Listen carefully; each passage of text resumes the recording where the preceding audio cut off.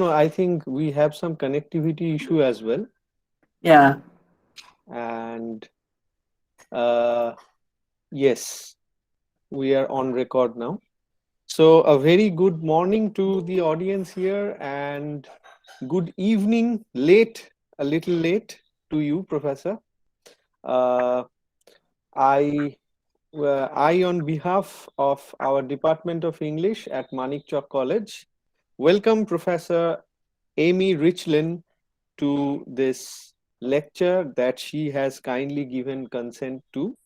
And the lecture, I think all of you here have already seen the title of the lecture in our little poster, and she would be reading Ovid in the age of hashtag Me Too. But before that, I would also take this opportunity to introduce Professor Amy Richlin to you. Not that she needs much of an introduction, because you can find her CV widely available in the internet. But I found her CV quite interesting. I'm going to read from it a few lines.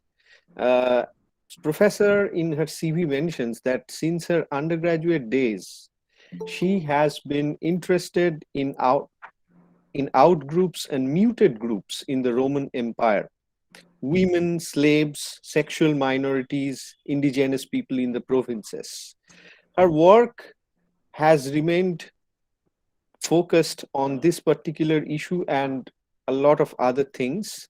I should also mention her first book, which I have had the fortune to read during my postgraduate days: The Garden of Priapus: Sexuality and Aggression in Roman Humor. And she has also edited a number of collection of essays, very interesting. I mean, the titles are telling you how interesting they can be, like Pornography and Representation in Greece and Rome, and Feminist Theory and the Classics. She co-edited this one with Nancy Sorkin Rabinowitz. But I'm not going to continue much about this introduction, because I think Professor herself has so many more interesting things to offer. So thank you again, Professor. And I must add that we are especially thankful to her for being so patient with the time zone issues. I myself made some ridiculous errors regarding while calculating the time difference, but she was so patient, and thank you again, Professor, for that. So without further ado, I would hand over the session to you now, Professor. I am here to give you any cue whenever required. Well, thank you so much. It actually has been a pleasure, and I found it equally confusing. It's really, really confusing. Yes, yes. As I was telling you, it's a little bit of time travel, and I guess this is the reason we have not yet invented time machines. Because it already exists. Now I'm going to start with that actually. Yes. Well, anyway, thank you so much, Professor Mukhopadhyay. Um, it is such a great honor to be here, coming to you from halfway around the globe. Because of the time difference, it's 10 a.m. where you are and 9:30 p.m. Sunday where I am. So you are actually in my future. You are the future. And if I could have chosen one place in India to speak at, it would have been here. And Professor Mukhopadhyay told me that he just came across me in JSTOR. So I Yes. mean that's really an honor. Okay, so and all right, and now I am trying to go from here to the next slide, and it's not letting me there. No, it's not Sir, letting me advance the slide. Professor, if you Yeah. could just move the cursor to the side view where you Oh, have a right, right, sort right. of a gallery of Oh, all the slides, and all you have to do is just click on whichever slide you want to present. yeah. Well, I'm trying to, but it's not working. It's Okay, just frozen. It's the cursor frozen. is not moving. Yeah, the cursor isn't Okay. moving. Okay. Hang on. No, it's just jumping. Just a second. Sure, sure, sure, sure. This will come to pass. Let's see. I think, maybe I'll stop and start it again. Let's see. Yes, I think that would be Okay. a good idea. All right. So I'm going to click on this. All right. I'm going to stop presenting. All right. Hello. Now I'm going to start Yes, presenting again. All right. In a window. And here we are. And I'm going to share this. Now let's try. It's still. yes, yes. It's visible now, but and I can see your cursor moving from here. Yes, we have the Yeah. second. Oh, it worked. It worked. Yes, Hallelujah. Okay. hallelujah. Okay. All right. It's a good thing I did. Look at this. It's just like it's jumping all over the place. All right. It's a good thing that I aim to go short because who knows what technical glitches lie ahead, but we'll just sail forward. All right. I was about to say, as I said, if I could have chosen one place in India to speak at, it would have been here. And I was going to say, I can't complain about Google Meet because that's the magic that brings me here. But I wish I could see you all right now, especially the all of the class. This picture shows me at the age of 2 years and 3 months. I know that because when I turn the picture over, that's what it says in my mother's handwriting. Maybe this picture foretells that I would become the first person in my family to get a college degree. Now, here in the US, we have an organization in my field for everybody who's like that. And we just call it first generation. So I'm going to ask you to raise your hand or your virtual hand if you too are first generation. And even if I can't see you, I'll feel you do it from here in California. This is what the future looks like, and that is important. Now, this picture shows that from a very early age, I loved reading. And that was easy for me because both my parents loved reading. They didn't get to go to college, but they were happy with whatever I might do there. But very often, students who like to read stories hear from their parents the question, what does that have to do with real life? And that turns out to be a very good question. What kind of love is the love of reading? Where does the pleasure come from? The branch of philosophy called aesthetics deals with the love of beauty. The branch of philosophy called politics deals with real life, power, living with real people in the real world. Well, there's also a politics of aesthetics. You can ask the question, what does beauty do in this world? And then you can see that sometimes the beauty conflicts with the politics. So you can love poetry, you can love Ovid's style, but not love the real life effects or the relation of the context of the poetry, the content of the poetry to real life. All right.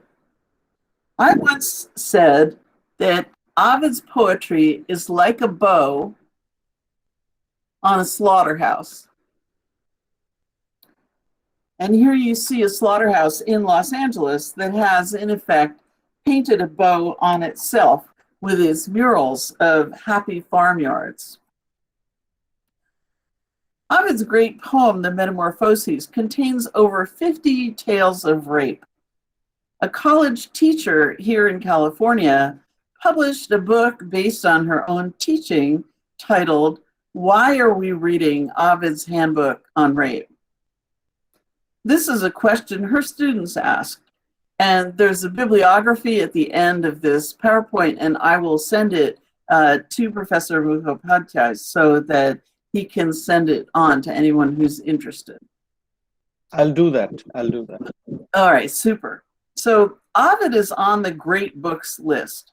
For 2,000 years, people have not often questioned why students should read his poetry. Of course, teachers can always skip the offensive bits, a practice I don't approve of myself, and we could discuss that. Anyway, this teacher's students felt that the world we live in is already saturated with sexual violence against women. Why study it as art?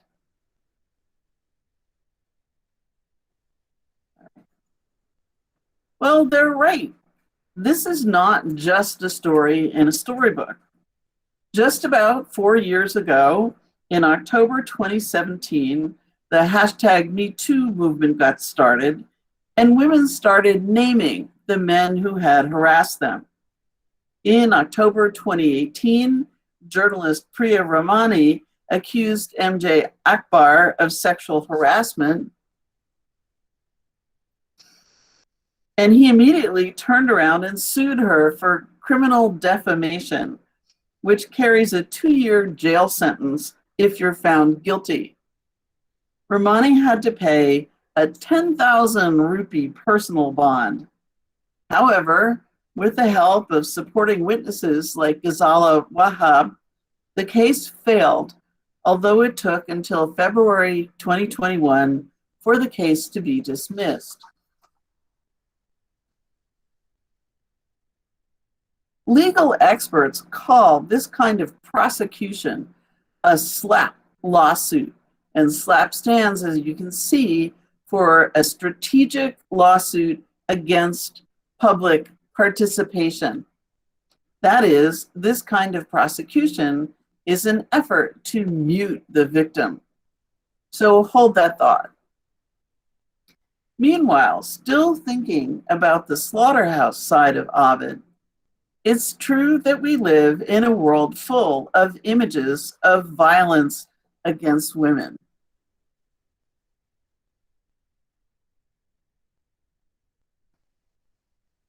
In the 1980s, director Brian De Palma was famous for movies in which women were brutally murdered or covered in blood.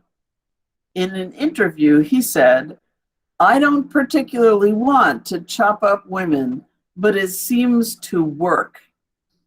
And his movies were indeed very popular.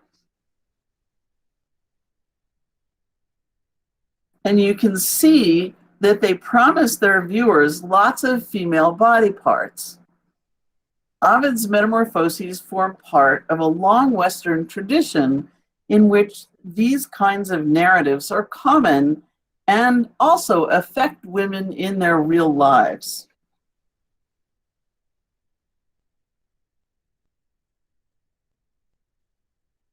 Now, Ovid famously finished this poem in exile. And here you see a sad painting of Ovid sailing off into exile. The first Roman emperor, Augustus, decided that Ovid had crossed a line in his poetry. He was too subversive of the new regime, so he had him sent as far away as he could.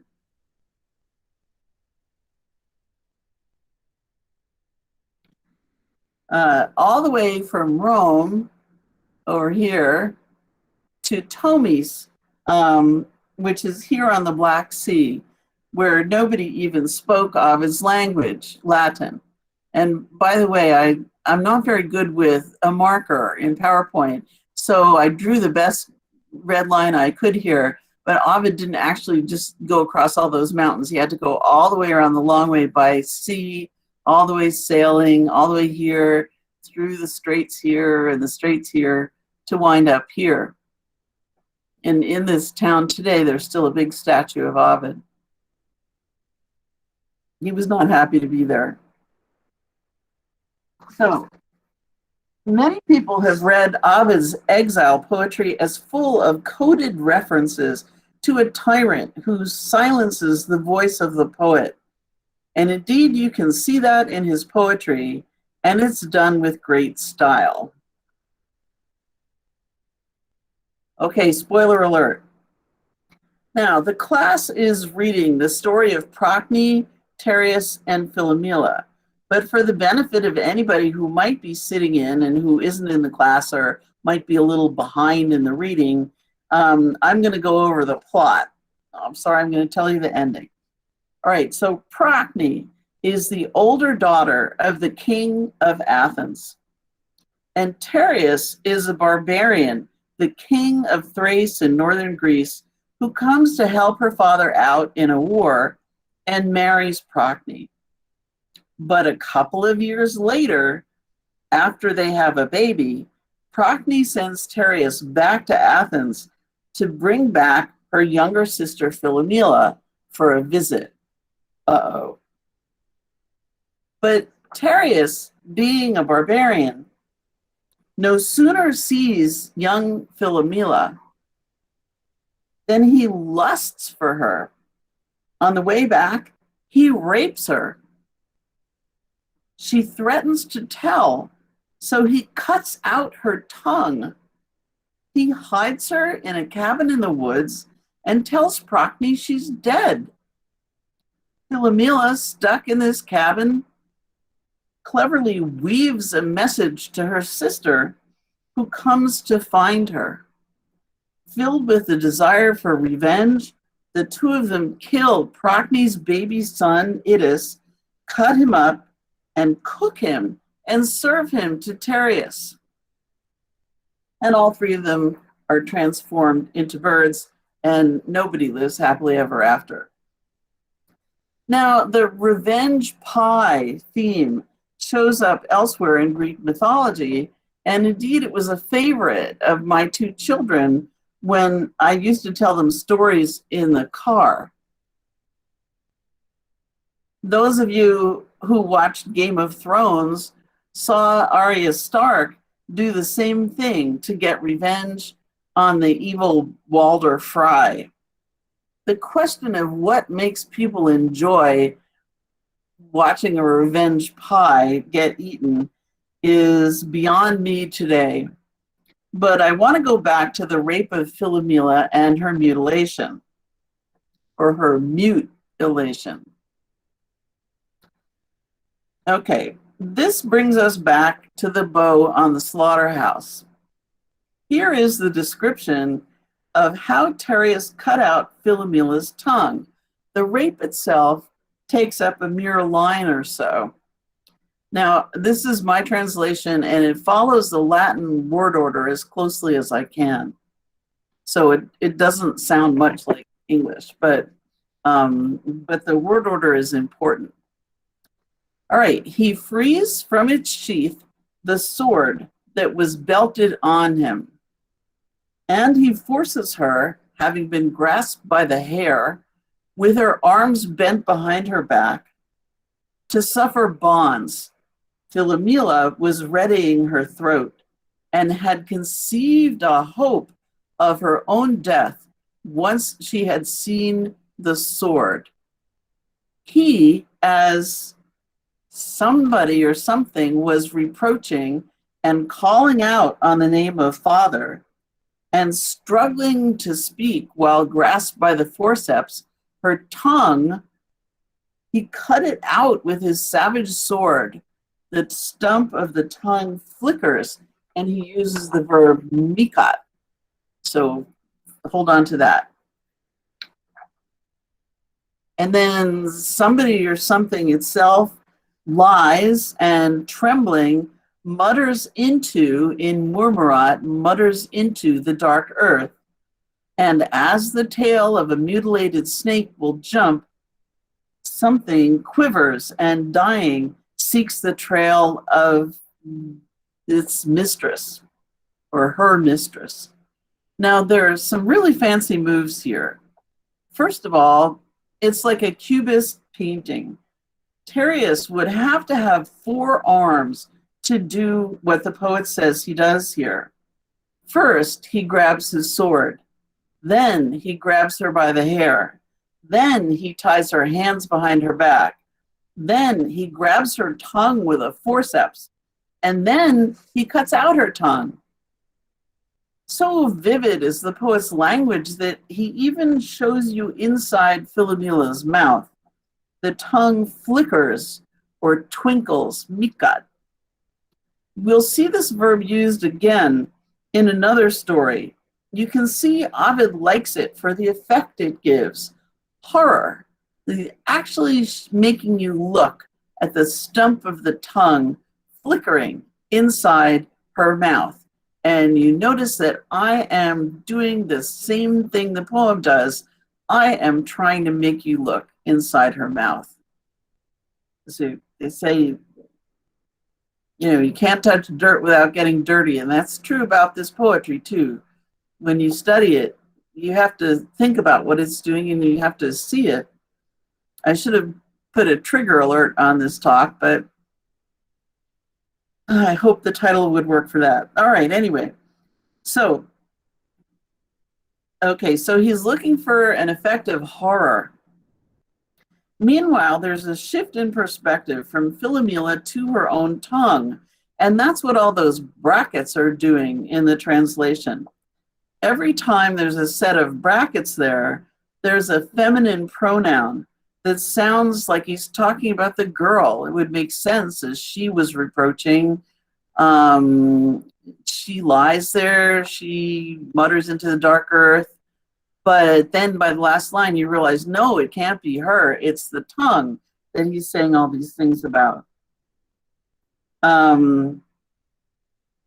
Even when the two are separated, the girl and her tongue, the tongue goes on trying to speak. It's described as seeking the trail of its mistress.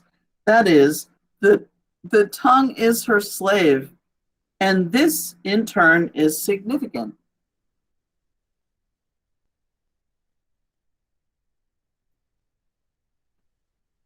Okay, here is that line in Latin.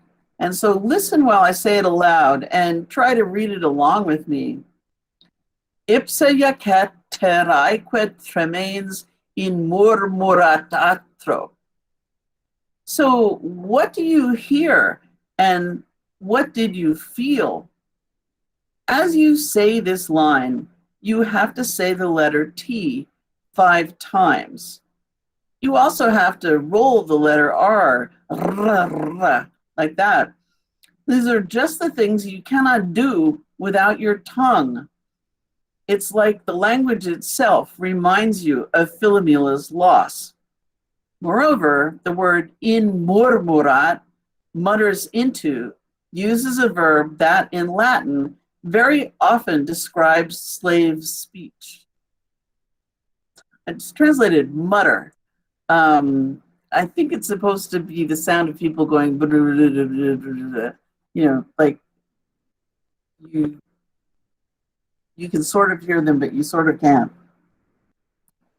Another story the class is reading, Pyramus and Thisbe, I hope I have that right, also has a famous line that uses some of the same vocabulary. The story of this boy and girl kept apart by their families is a familiar one, a sweet story with a tragic ending. But Ovid can't resist making even this story spectacularly gory. Here's how he describes what happens when Pyramus stabs himself. And sorry, this is another spoiler. Okay, so the first line, cruor amicat alte, which means the blood sparkles outward and up, not otherwise than when a pipe, once the lead is damaged, breaks and, in the last line, thrusts out the streams of water and bursts the air with its pulses. Indeed, so much blood gushes out in this scene that it turns the fruit of the tree he's lying under blood red forever after. But look, here's the word mikat again. The blood sparkles out, and the poet grotesquely compares the force of it to water spewing out of a broken pipe using words of thrusting and bursting. See, he's cut his own throat, and the water is jetting out of his cut throat.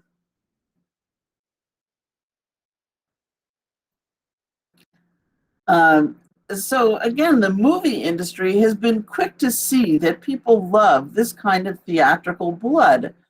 And, and at least here in Los Angeles, everybody knows that stage blood is made out of Karo syrup, corn syrup, and red food coloring, so that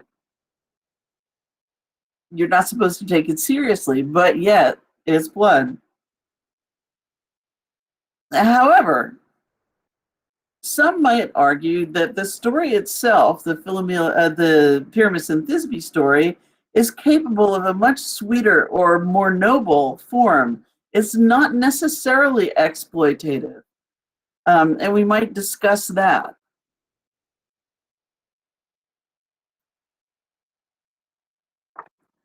In the West, artists have been reusing the stories of Ovid ever since the Metamorphoses was written.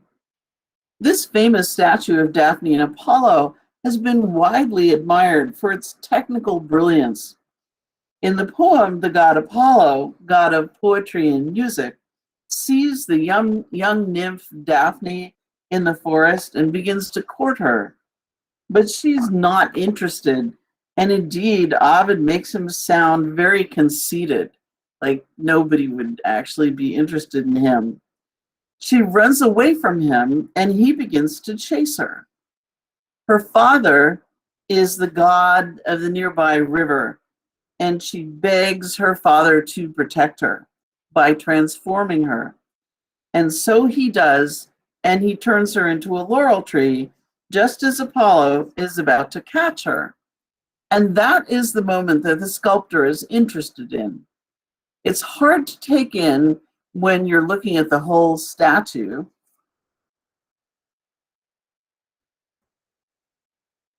But you can see how he's shown her mouth open to cry out for help.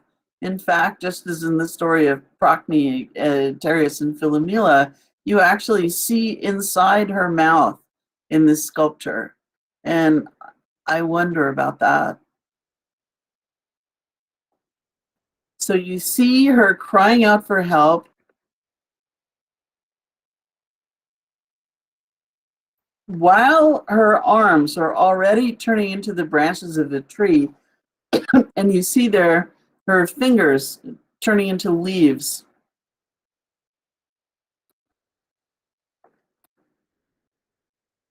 In his description of the chase, Ovid explicitly treats Daphne's fear as beautiful. And so this is the poem. Even then she looked pretty.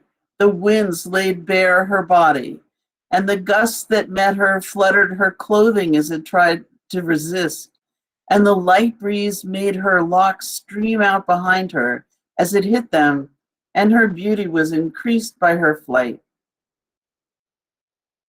I hope this sounds familiar to you because you've seen it in the movies a million times. Somehow, when a woman is running away, her clothes tend to fall off. Her hair becomes disheveled. She looks even more desirable, or that is the definition of desirable. Notice how Ovid shows her clothing trying to resist and how he makes the breeze hit her hair. It actually uses quite violent language just of the things that this simple breeze is doing to her. Moreover, this is only one of many stories in Ovid in which women are transformed into trees, and he leaves the reader in no doubt that A, it hurts, and B, the final result will be silence. Nor will they then be safe even once they're transformed into trees. When Daphne is fully transformed, Apollo puts his hands on her. He kisses her, and the poet duly says, and the wood shrinks away from his kisses. And he says, since you cannot be my wife, you will surely be my tree. Now, this is an odd thing to say, you might think. And you would be right to think it means more than it seems to. The new Emperor Augustus, the same one who exiled Ovid, identified himself with the god Apollo. And just as the laurel tree was sacred to Apollo.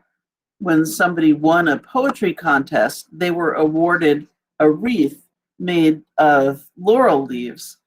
So the emperor took the laurel as his tree and had 2 laurel trees planted outside the front door of his house in Rome.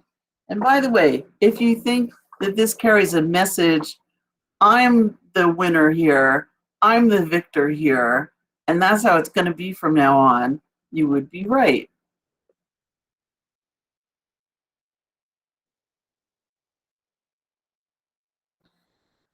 So this is a coin from Ovid's lifetime. It comes from Roman Spain.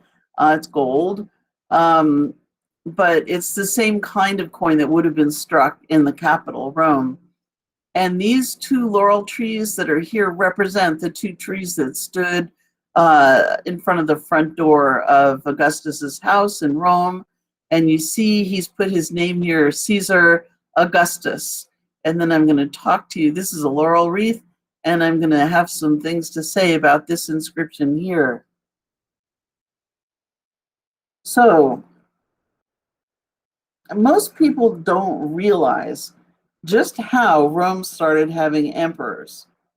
Rome had been a republic for 500 years when Augustus came along. Before 510 BC, Rome had been ruled by kings, and the Romans of the Republic were proud to have gotten rid of them. But the last century of the Republic was a time of terrible civil war. The last 3 men contending for power published a list in 43 BC of people who could be killed on sight, and they offered a reward, a bounty, for these people's heads. The speaker's platform in the Roman Forum was festooned with the heads of people who'd been executed like that. The great speaker, Marcus Cicero, was one of the ones whose heads wound up on that platform from which he had spoken so many times. By the time this great massacre was over, a young man named Octavian, 19 years old, was one of the last 3 men contending for power. He was the nephew of the great Julius Caesar, see, hence Caesar over here, who had adopted him as his son.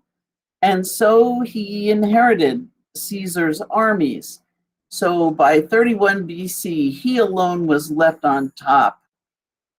He immediately began turning the Republic into an autocracy with himself at the top. He didn't call it autocracy, he called it the Principate, that is, rule by the best man. So that sounds a lot better. He even got himself renamed from being Octavian Caesar, that is his old name plus Caesar on the end of it. He became Caesar Augustus. Well, Augustus just means respected one, or person we worship. People who spoke out against him had their books burned. There were many suicides and many more executions. So he was respected, all right. His people were afraid of him. Now, let's see. Okay. So Ovid himself was born in 43. So all he'd ever known was this world of bloodshed leading to autocracy. He started out as a love poet, but it was part of Augustus' hypocrisy to declare a new moral regime, and he disapproved of Ovid's disrespect for marriage. Ovid was always a trickster, a funny writer. Augustus did not like that. So the classicist Nandini Pandey, in an essay called Blood Beneath the Laurels, explains the deeper meaning behind Augustus's appropriation of the laurel tree in the context of Ovid's story. And she says, the placement of Daphne's mutated, that is, both muted and mutated, and despoiled body on Augustus's own doorposts invites readers to reapply this lesson to Rome under the Principate. The laurels on the Palatine, by analogy to Daphne, mark not just Augustus's victorious establishment of peace, but also his concomitant silencing and subjugation of dissenting voices. And I forgot to say that after Ovid has Apollo make that weird speech about, if you cannot be my wife, you will certainly be my tree, he has Daphne, the tree, the laurel tree, nod its head in agreement to this deal. But she can't speak, she can't say yes. So she gives this silent agreement. And you have to ask,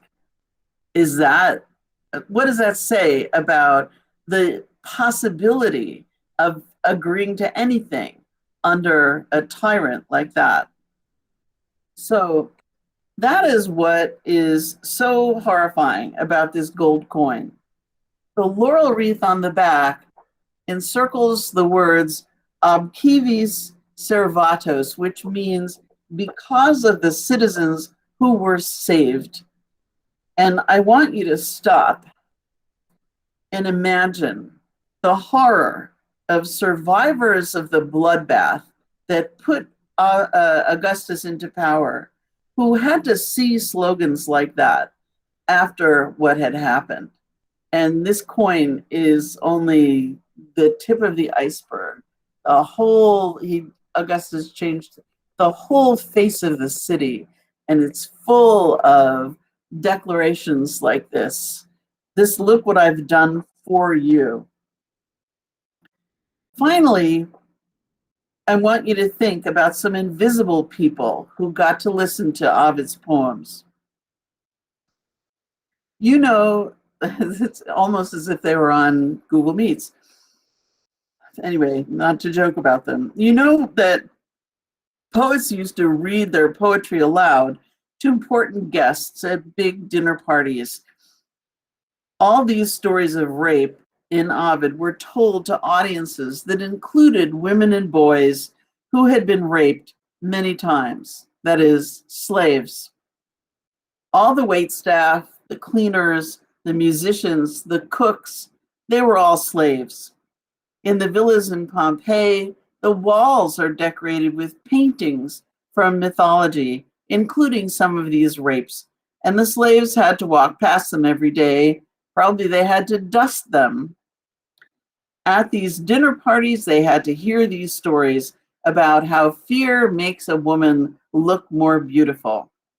Slaves were the physical property of their owners, and their bodies were simply available for sex, and boys were used as well as young women.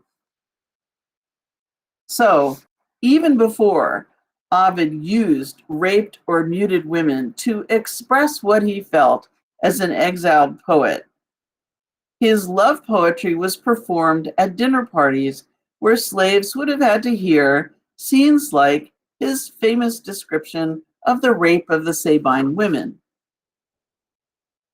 Rape of the Sabine women. Okay. So the backstory for this scene. Rome was founded by Romulus with a band of outlaws way back through the mists of time. They needed women in order to found their city. So what to do? They decided to invite the neighboring tribes to a festival and then to capture the young women who came along. In his comic poem, The Art of Love, the Ars Amatoria, Ovid does a big description of the chaotic scene as the men start to round up the women. For there was one fear, not one face of fear. Some tear their hair, some sit there out of their minds. One, sad, is silent. In vain, another calls her mother. This one complains, that one struck dumb. One stays, another runs. The captured girls are led, marital loot, and fear itself looked good on many of them. If one fought back too much and said no to her partner, the man picked her up himself in his greedy arms. Okay, somebody's raised a hand, I see. Yes, yes. Srijata, are you asking something? Mistake. I'm sorry. Okay, we can't hear you. Maybe you can leave your comments in the chat box. Okay. As I told you, Professor, due to the extremely volatile weather all over here, there have been Ah, connectivity issues. I have been getting texts from students who are very sad because they had to sort of getting removed from the meeting by the connection. So you please okay. carry on. You please carry on. Okay, good. Well, hopefully the recording will work. That's the good part. That's Okay, all right, good. All right, so this is back to the rape of the Sabine women. Okay, fear itself looked good on many of them. If one fought back too much and said no to her partner, the man picked her up to himself in his greedy arm, or picked her up himself in his greedy arms, and said, "Why wreck those tender little eyes with tears? What your father is to your mother, I'll be to you." So it's not a very encouraging idea of what these guys expected from their marriage, but that's Ovid, you know, loves to make a joke. So much in these lines strikes a familiar note. Fear is cute. Rape is fun. You can hear the women squealing, "Oh, put me down, you big bully. Oh, I'm scared. I'm scared." You know, and they're like laughing. Oh, all right. And I have lost the ability to change the slide once again. All right, I'm gonna okay. I'm Okay. gonna stop presenting and start presenting again. All Yes. right, this is adventures in presenting. That's okay. All right, let's see if this will work. This will. This will. Uh, Nope. Oh, there we go. Okay, good. yes. Yeah. All right. Okay. So Ovid's story was turned into a short story in the 20th century, which in turn was picked up and made the basis of the 1954 film Seven Brides for Seven Brothers, set in the early days of the American frontier.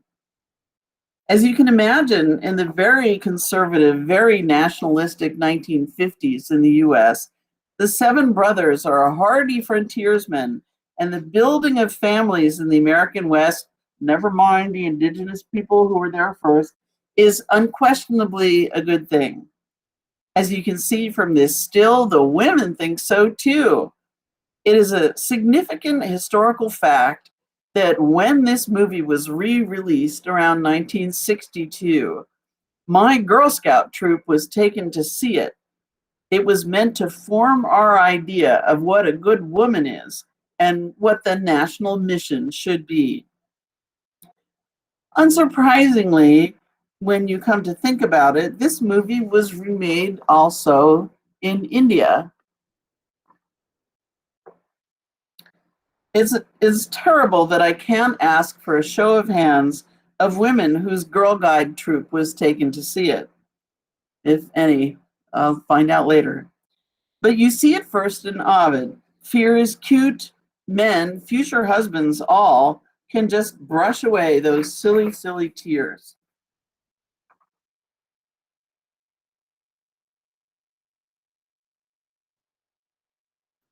A feminist critique of stories like this is, of course, possible, and there are storytellers who tell different stories. Gayatri Chakravorty Spivak made American readers familiar with a great short story by Mahasweta Devi titled Draupadi, which is set right here in West Bengal at the time of the Naxalbari uprising. In this story, the heroine, Dopti Mehta, refuses to be silenced by rape and torture. It might be interesting to read this story alongside Ovid and see what you think about what Ovid leaves out. So to wrap up, and here I quote myself, we must use what exists to show what is wrong. We can't walk around in the world naive, not only not seeing what's going on, but not realizing how long it's been going on. It's good to read Ovid to understand what's involved in the Western tradition. It's also good to read Ovid and think about the women and slaves who were present in the room when he read out his poems. Greece and Rome were both slave societies. Everything that you read that was originally in Greek or Latin was read to an audience that included both slave owners and slaves. And there are some things in Latin actually that were written by people who were slaves or had been slaves, and those are the comedies attributed to Plautus, but that's a story for another day. Anyway, so when you read Ovid, think about the women and slaves who are present in the room. It's also good to think about how Twitter helped women speak out in the hashtag #MeToo movement, and how that slap lawsuit failed to silence Priya Ramani. Don't doubt for a second that you too can speak out. If your parents ask you what your reading is for, tell them, it is teaching me to speak. It is teaching me to write our history, because history is what groups write as they gain a voice. So thank you very much for inviting me to speak to you. And I'm only thrilled that technology makes it even kind of possible to do this. So, right. And now I don't know how to stop sharing.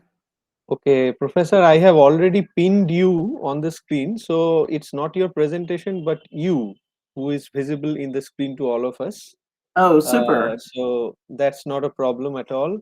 I am mesmerized. I am mesmerized by the presentation. I would myself be asking a few things, but I think I can see some, as you had requested me. I had contacted people I know apart from my students. They are also here, faculty members, researchers, and I think the platform should be immediately open for questions. So I'll do that first and then come back to sharing my thoughts.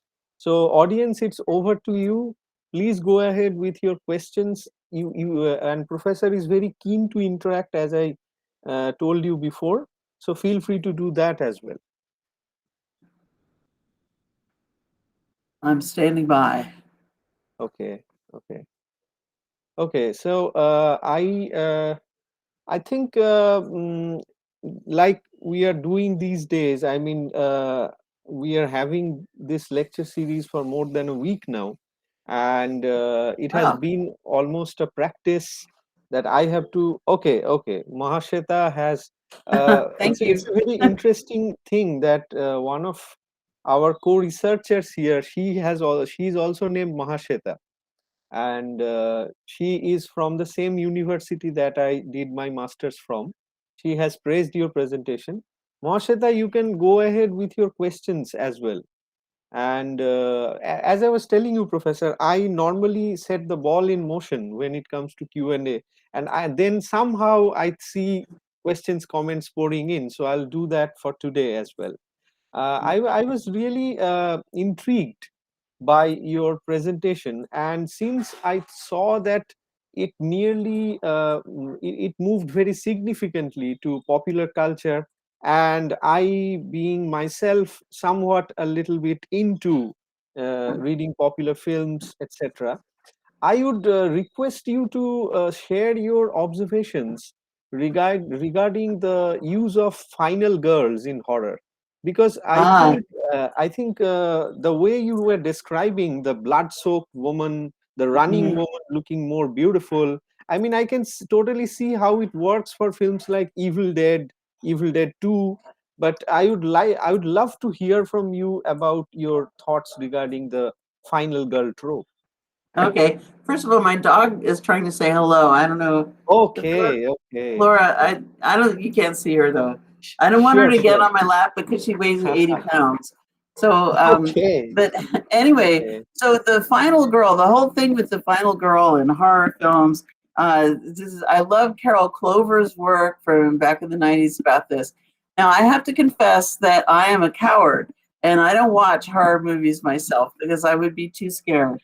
But I do, in fact, I love the whole idea that, there's one girl, I guess maybe Jamie Lee Curtis, who's going to survive and kill the monster. And I was very interested in what Carol Clover said, which is that the 15-year-old boys who were all sitting with her in the theater while she was watching these movies, like in the matinee in the afternoon, were all cheering on for this girl hero and kind of identifying with her. And I think that's great. Let's see, a long time ago I gave, but I never published, it talks about rape revenge movies. And the one I loved the best was Red Sonja, which was like a swords movie, like with, I can't remember if Arnold Schwarzenegger was in it with her. I think he might have I been. think he was. I think he was. Yeah, and I love movies like that, and I love, Wonder Woman is kind of the same thing, to see her triumphing. So, yes, I mean, so what do I make of that? Um, I don't know. It's interesting because these movies were not by any means made by women. Uh, they were. Where did they come from? I don't. Do you have ideas about that? Because I don't have an answer for that. No, Um, I am myself thinking about it, and you are right. Not too many women directors made films featuring final girls. That is for sure. mhm, mhm, So it might just be male gaze at work. But I was also wondering, I mean, the way Clover talks about the female body suddenly looking so powerful despite the blood mhm, and gore. And maybe I would also, I was also getting reminded of this recent film that I had seen last year. It's a fun film, Ready or Not. Ready or Not. It's a very interesting film where you have a bride who suddenly becomes unknowingly the part of a family that has a bizarre ritual. I mean, they have to pick cards, and if the bride picks certain cards, the whole family has to conduct a ritualistic hunting sort of the bride and slay the bride before the sun rises, or the entire family gets killed. So I think maybe when you have time, you see this film, and we would yeah, we would interact about that. yeah. I know, but I'm terrified to watch it. I don't know. It's very interesting. I mean, as a theorist, it's true that I tend to accentuate the negative. I'm always looking for the bad news. Um, Okay, Noor is asking about the film's name. Noor, the film I just mentioned is Ready or Not, and Professor has mentioned quite a number of films. But don't worry if you didn't catch the names. We will have the recording available in YouTube soon, so you can get it from there. Professor, I can totally understand. Our feline and canine friends often get a little excited, and maybe they have good reasons for that. We don't. But yeah. Professor, I would also refer to. I mean, I was telling this to Professor Mary English the other day. She discussed Bacchus for us, and I was telling her about this, that I think these talks about mythical tales Mhm, derived from mythology, when they are presented to people like us who are belonging to a different culture, I think mhm, it should be emphasized upon that we should share similar mythical tales, similar mythical, let's say, tropes. And I can't resist myself. I know, I don't know, I may be over connecting a bit, but I can't resist myself in mentioning that in our culture there is this goddess. I'm sure you have seen her somewhere, and Mhm. probably you have heard about her as well. Goddess Kali, whose tongue is always out of her mouth, and although it has been it has been analyzed in a different manner, but often it has been argued that this putting out of her tongue represents shame, because she was going haywire in her chaotic power, and when she stepped upon her husband, she became ashamed and immediately put out her tongue and froze. So I don't know, maybe we should think about that as well, the kind of not silencing but putting into order a chaotic feminine force, the great goddess Shakti, maybe. Oh, that's so interesting. Well, I'm not much of a comparatist. I wish I were more, but when I started out, at the back at the very beginning, I had a close friend who was a folklorist, and through him, I got to read all kinds of like world literature and world stories. I am interested in monsters, despite my fear of horror movies, and it's so interesting that there's things, there's story elements that crop up again and again in unrelated cultures, but in very different forms. It's interesting. I've never heard this about Kali's tongue before. Of course, the Medusa, the Gorgon Medusa, her tongue sticks out. I mean, she has tusks, and the tongue sticks out from between them. Um, I think actually that I would bet that people have thought there might be like a kind of a Silk Road transmission of this image. But it's I was writing a book called Roman Witches, and it is just unbelievable how witch beliefs all over the world repeat these same ideas, particularly, for example, that old women eat babies. And, like, what would make people everywhere get this idea? It's pretty strange. Anyway. Uh, Okay, that was, Srijata I is just, saying something. Srijata is yeah, saying. I'm just interrupting this a little bit since there was a No, mention please of go ahead. Please. Kali. Yeah. I mean, I think one of the, the basic, assumptions of myths and legends is the interpretations and various interpretations that flow from there, and reinterpretations and retellings of it. So this legend that the Kali's tongue is because of shame and for her husband's presence. This is just one of the strands of narratives that are present. The others that are also there, which claim that she was actually drinking the blood of two demons who she had slayed, and it's pretty. I would say it was pretty logical to assume a woman who is garlanded with 50 heads, beheaded heads. I mean, heads and hands for her skirt, human hands for her skirt, and it had that ferocious form, that somebody who can adorn herself with human body parts, she can pretty much drink their blood, and therefore the tongue and the red, and Shiva had to, basically her husband had to interfere and actually lay in submission before her in order to stop her dance of destruction and rage and chaos. So this is also interesting. If you go into the history of Kali, Kali was never an old Vedic, Aryan goddess. She was a later entrant, much later into the during the Puranic times, when she was more into. She was more of an indigenous, like deity who was quite, I would say, appropriated by the Brahminical religions.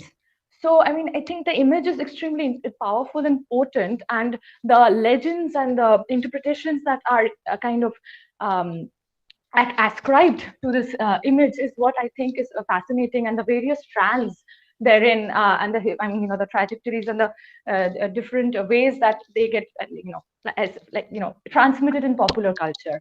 So I think that is one of the things that she does this out of shame, out of because even the powerful goddess like her is supposed to be ashamed when her husband comes at her lays on her feet. But I mean, is that like a woman going on a murder, cutting hands and limbs and head? Suddenly she gets ashamed if her husband comes, and I mean the thing would be she's probably drinking blood and her tongue sticks out because of that, and this was uncomfortable for the people, and this was just kind of make her more acceptable. Thank you. Yes, Srijata, I would like to add to that. You are absolutely right, and I should add to this that there is this critic Narendranath Bhattacharya who has absolutely agree whose words echo yours, and you are absolutely right in pointing out that this. I should also discuss this a little bit to Professor Richlin, because she is not aware of this tongue thing. As Srijata has said, that it's indeed Kali's tongue stuck out originally because she was supposed to be drinking the blood of demons. But eventually, as Srijata has correctly pointed out, when Kali, not being a Vedic goddess, was appropriated into being one of the Vedic goddesses, into a more palatable, acceptable form of goddess, this lore was widely circulated that Kali's tongue is out because of shame, completely refusing to acknowledge that by sticking out her tongue, she was also drinking the bloods of demons, which shows her power in a way. So Mhm. indeed there. So I think we Actually, the evolution of Kali is very interesting because the various forms, and yes, particularly in the 19th century during the Ramakrishna Paramahansa movement, I mean, that body, they made her wear a sari, yes, which yes. was never actually, I mean, the Kali that traditionally or conventionally that we use, I mean, she's many forms, and the one that came under colonialism is a sari clad Kali, who is like gentle and motherly, and the one interpretation that we get from Ramakrishna Paramahansa. So it is, I think, it's something that it's not fixed in It's time, and it's another definitely not form of silencing. It's another form of silencing for absolutely. sure. And these evolutions of how they kind of depict or act as a reflex to the political scenario in the context, I think. Okay, so that was really interesting. I think, and Professor, I don't know. Maybe because of the connectivity part, we are losing some questions. But I think we should also come to the last part of the session because it's quite late at your place. I know that, Professor. It's nearly probably. I don't know if you had dinner. Yes. No, I haven't had dinner, and Okay, so it's crossed my mind that I'd like to, we should we should but immediately move to the last part of our session.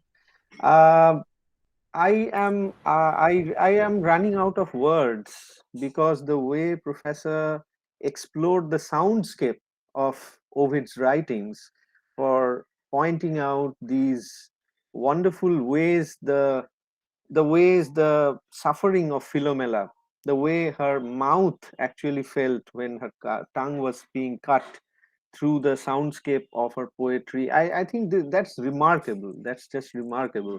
And the way she has also connected the way this image of women looking cuter, more attractive when they are running around, being chased by a man, in not only Hollywood films but our own Bollywood films as well. I think it has opened the portals for okay, Srijata. Srijata has also. I think you can see the comment. She is reminded of Laura Mulvey's. Uh, I started working on this material right when visual pleasure narrative cinema was written. So I've been around a long time, and I was very much influenced by gaze theory. But I still have my students read that essay, difficult as it is now, because I think it's just remains useful. I actually have them read it when they're reading when they're watching Some Like It Hot for my comedy class. Because I don't know if you know the movie Some Like It Hot, which is a Hollywood comedy, but Marilyn Monroe is in it. And there's a classic scene of Marilyn Monroe walking past a train, and the camera cuts her at the shoulders and at the knees, so that all you see from behind is Marilyn Monroe's butt swinging back and forth. And she's watched by two male characters dressed as women in this scene. And they say, look at that. It's like Jello on springs. How do they do it? It's a great example of what Mulvey is talking about. And I can show it to students now, and it's still understandable because, we see this in visual media still all the time. Some things just stick around. So yeah, I still do think that Mulvey is useful, even with all the new stuff that's come down the road. Yes, I do. Yes, and so I was just coming to this part that you have also been very careful about pointing out the guilty pleasures, like Yes. you were just mentioning this. I mean, Marilyn Monroe's films are no doubt attractive, but we have to rethink why they are attractive, and we have to distinguish pleasure from guilty pleasures. So I think this lecture, I think, has showed us not just the ways to study Ovid, but also to relate Ovid for our present times, gender representation. And I, as an Indian student, I still, and I will always consider myself just as a curious student. So I would request, Professor, this analogy that you draw, that you so wonderfully drew between Philomela and Draupadi by Mahashweta Devi, Draupadi being a sort of counter representation of the silencing of Philomela. I would request, Professor, I know you are very busy these days, but when you have some time, maybe you should flesh it out in the form of writing. We would love to read that. I mean, No, this has I'm given not. me. I'm not qualified. I'm not qualified to do it. But I think that absolutely that that it would be wonderful to explore more. I'd like to listen to other people exploring it. That's for sure. Yeah. Yes, and so I would request. I can see some very promising women researchers here. Okay, sure, Mahashweta, please, please. Thank you, sir. Actually, I didn't want to interrupt between this wonderful conversation. First of all, thanks to Professor Richlin for this wonderful presentation, and thanks to Devaditya sir for letting me in. So, after this wonderful presentation of history of women whose tongues have been ripped out, so I'd like to ask a question that speaking, whether it's a political act. So can we relate this to the snatching of the right of speaking from women as a political deauthorization, as we see in Kana's Bachana, where Kana was an astrologer. So uh, Hannah herself cuts off her tongue to save her husband, to resist the demand of her father-in-law, Varaha. So, at that time, Kana was a legendary astrologer who also composed medieval Bengali language. So, I just want to ask that how would you address this from this patriarchal law? Okay. I'm not sure I got all of that. I must thank Mahashweta for bringing this up. Okay. Mahashweta, Professor, can we take 2 to 3 minutes? I think Mahashweta can elaborate a little bit so that you can get what she actually means. Okay. All right. And she She was just mentioned. talking about a historical person or No, no, a myth? I don't know. I mean, Shanghamitra, are you listening to us? Shanghamitra? I was just requesting one of our. Okay, so could you please confirm whether Kana was a historical person or a legendary person? I mean, she is deeply, yes. Legend. Okay. Okay, so Right. this is this legend. And she cuts her own tongue out. Yes, so Yeah. and she was a very powerful astrologer in the as per the legends, and Yeah, she does it. Yes, Mahashada, please go on. yeah, and they made her determined. They made her determined to suffice to uh, what I said, to resist the demand of her father-in-law, because her father-in-law was also an astrologer. It was like Khana was so eloquent. So yes, okay. Shanghamitra has also added that there is no concrete historical evidence, but yes, Khana But did not. We don't know for sure whether this character existed in real life, but there is this legend of this super yeah. intelligent, super expert astrologer, female astrologer, who had to be instructed to cut her tongue because when she continued to speak, her father-in-law, who was also an astrologer, was somehow felt that she was rising too much. She was getting all the limelight. Hmm. Well, I'll tell you something. Uh, it, the third job that I had as a college professor, my department chair took me into his office one day and said I was no longer allowed to use the paper provided by the department because I was writing too much. It's very hard for me to see a direction to somebody to not speak because you're speaking too much as anything but an effort to, well, it's a power play. Legends, as you know, the way that legends circulate is fascinating because they can be used and reused for different purposes and sometimes diametrically opposite to, you know, to what one person will use it one way, another person will use it another way. And it's the history of the use that is really, really interesting to me. This is true in Latin.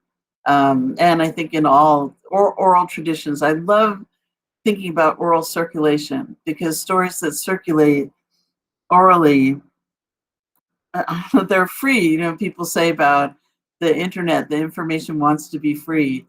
You know, well, it always has been through oral circulation. And so I don't know if I have Yes, anything more. yes. But I think, Professor, although in a limited scope, this interaction that you are so keen about, I think we have had some interesting parallels from our Indian legends and myths, which I think can engage with Philomela's silencing, the tongue Mhm. being cut, these images, or the tongue being stuck out for somehow taming a mighty feminine force. So Mhm. I think I would say that this lecture has not completed things. It has it has inspired us to move forward with so many questions. And I think that's what makes a lecture an engaging one.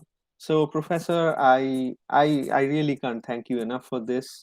And again, thanks to you for staying up so late with us. And despite the time difference, so Professor, we thank you from the bottom of our heart on behalf of the institution, the students who are still messaging me that many of them had to be removed by the network due to the connectivity issues. But I hope they will be able to see the recording shortly, which we will publish and send you the link right away. So thank you, Professor. Thank you for being with us. We hope to see you again in future. Well, thank you. and it would be a pleasure. I'm so glad that I've gotten to know you. It's just one of life's unexpected rewards. Thank you very much. So, all right, Okay. I'm gonna go eat, Okay, go Professor. eat Good some night. dinner. Good night. Good night. All right, I think you're gonna have to. Oh, I can hang up. Good night. Yes. Goodbye. Goodbye. Just like the Wicked Witch. I'm melting. I'm melting.